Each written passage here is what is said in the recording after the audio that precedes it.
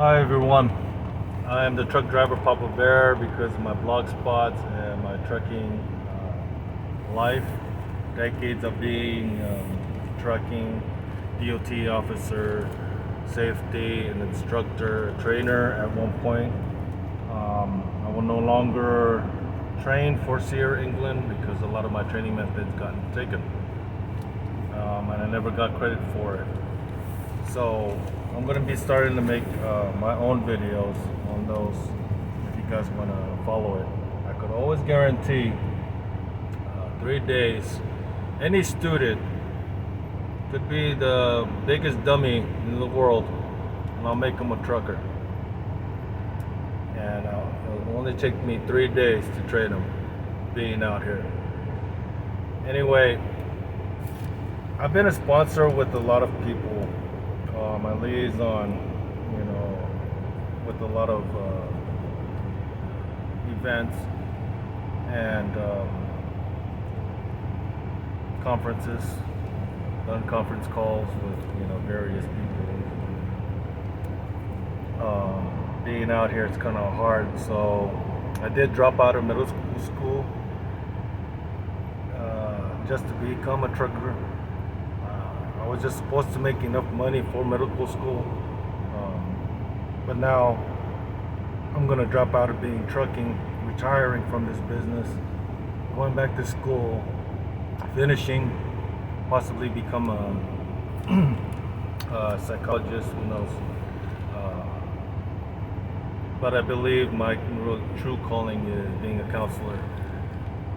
But I could still train, just not at a school with a big company. Anyway, I'm gonna go through the 12 steps. I'm gonna give you a brief summary. Wrote them down because I'm talking to you, and I don't want to forget what I need to say because I'm out here still. Anyway, let's go through the steps. Number one, you are actually admitting that you actually have a problem, right? All of us have, hang-ups, hiccups, addictions that we cannot overcome. And step two is you're thinking of the possibility of not being that way anymore. You don't want that messed up life anymore. You don't want to be back in the hole. Step three, do we need help? Are we going to do this alone? Are you going to be in recovery alone? And if so, be prepared, because I did it alone and it's really hard to do, but you have to make that ultimate decision within yourself, inside you. Okay? And accepting that actual help. All of us actually go through this at one point in time. So just accept the help from others and just listen. Write down, video record yourself to how messed up your life is. I started reminiscing, started reflecting on myself, right? And what is it that you're ashamed of? What can you do to not be ashamed of that? Five, I honestly, talk to a sponsor. I have sponsored too, from time to time. We'll talk, and he's got more wisdom than I do in this department. Anybody that you can trust with this information, and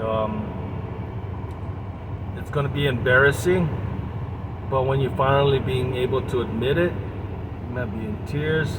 I was, it's like, why did I do all those things? You just start thinking about it, but then you're there with somebody that you trust, that you love, that that you could share this stuff with, to help you get through it. 6, what are the patterns of, my messed up life, right? Like, what has triggered it? Is one of the questions. You are the person that you are, that you want to be, or is it how others see you as? Do you want them to see you bad, good, so on? Really?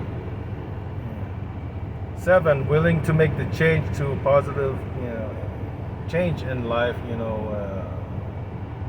like writing down pros and cons, looking at all your pros, looking at all the cons of what has happened and what it could be later, those pros and cons.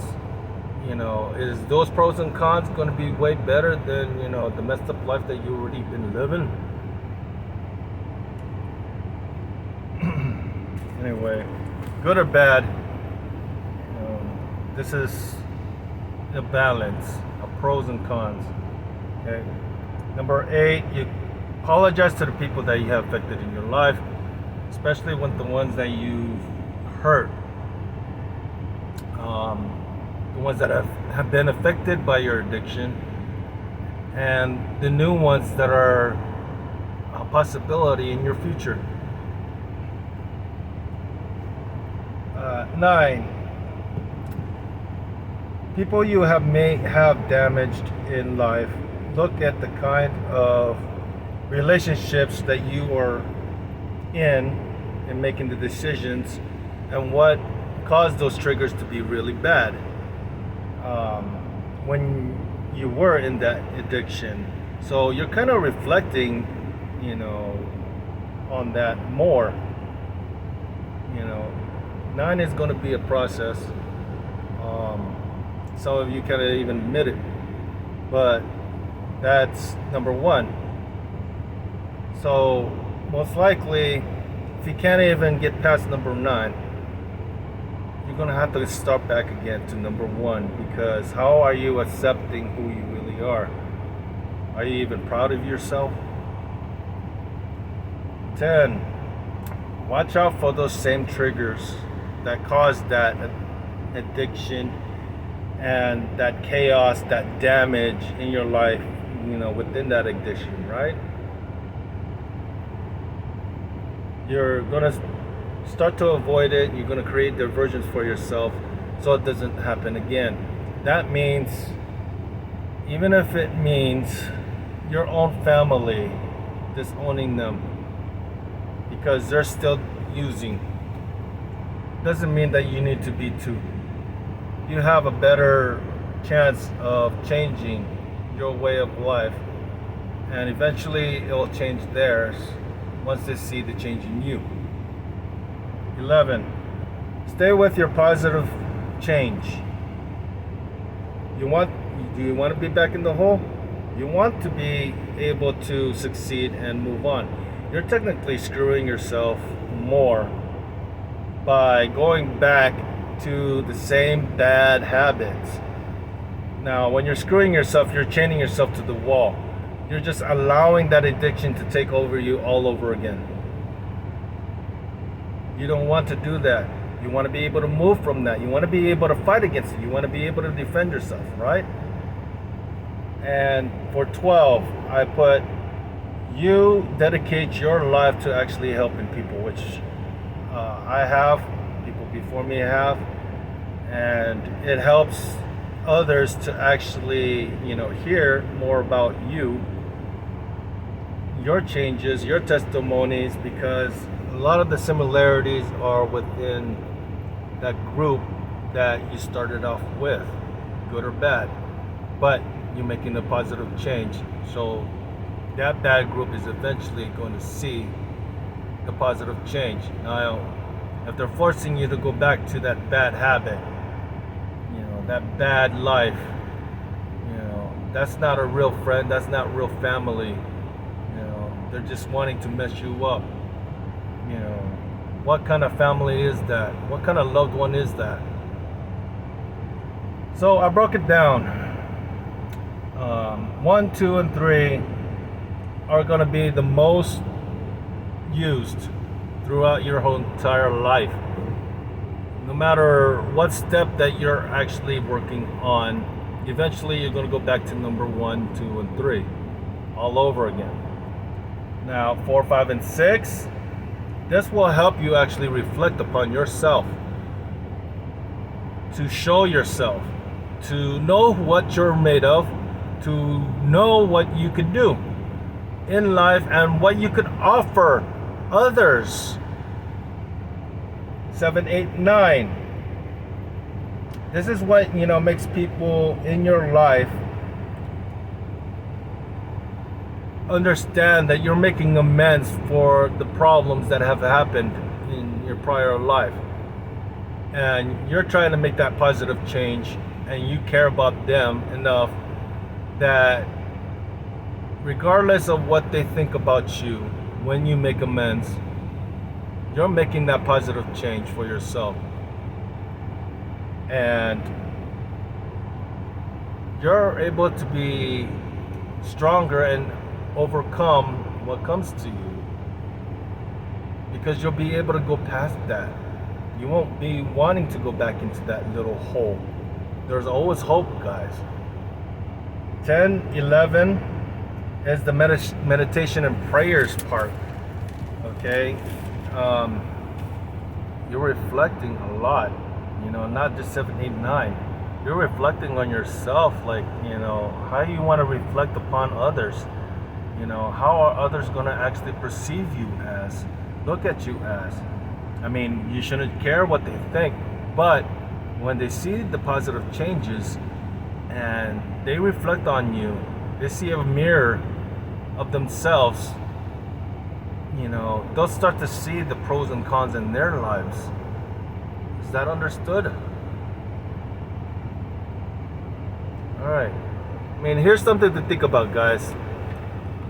Obviously, you already made the choice to actually make the changes in your life, right? To be in the recovery is the best memory of yourself.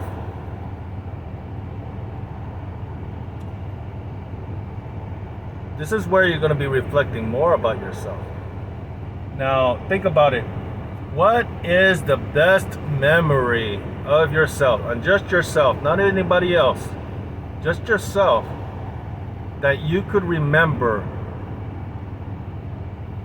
being under the influence and then now being sober? What is that good memory to you? Do you want to keep, adding more good memories before you die? I mean, we don't live forever, guys.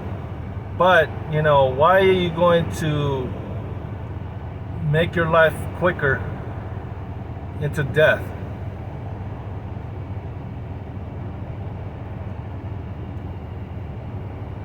And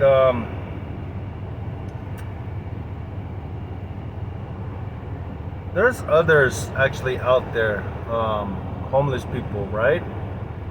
That have actually are homeless and they need actual help, but they know nothing about drugs or alcohol, and they're just making ends meet just to survive, just to get bread, water, something to drink just to survive, because they're famished, they're thirsty, they're hungry. But here are you a lot of adults that are messing up your own life when they have less. It's like, why would you want to be worse situation than them? I mean, there's going to be difficult challenges in our life, guys, and nobody said things are going to be easy, especially in this life. God created us in His image, to be more superior than other creatures. But when we're acting like fools, how are we superior to the other creatures? I mean, what can I say? Being human, it is hard. Especially with all this man-made stuff.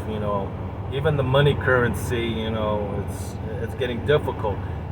Just working, just for a piece of bread, water, whatnot. I mean, material things. Do you really need that?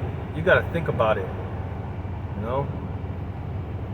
Like, what's more important? Your survival, or you know, all this name brand stuff, is overrated. It's ridiculous.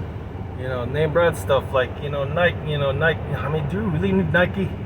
Everything is the same. Even the generic brand, could even, you know, last longer than, a name brand, because with the name brand, you're more worried about scratches on something and all that. It's like, now you're worshiping, an item. You're idolizing an item. Why? When God wants us to worship Him, right? But we're not worshiping God.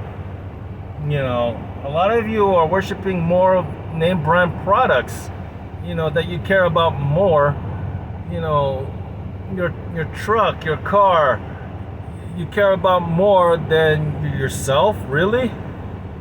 You got to think about that. I mean, it's just ridiculous, to what people buy nowadays. $2,000 just for a dress. I don't know how you ladies, like, paying so much, for something like that. But I've seen, young ladies with less, but are happy with their life. You're not happy with your life when you're trying to compensate by buying something more expensive than what it's worth. And that's what I see. You gotta start loving yourself, not loving items. And this is what's wrong with this world right now. We shouldn't be fighting each other, guys. We really shouldn't. We are all in this together. We must not fight. Or if you choose to be alone, prepare for the storm.